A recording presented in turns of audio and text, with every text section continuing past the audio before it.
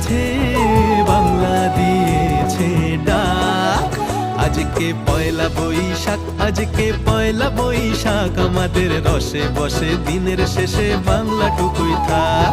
পয়লা বৈশাখ, আজকে পয়লা বৈশাখ, আমাদের রসে বসে দিনের শেষে বাংলাটুকুই থাক।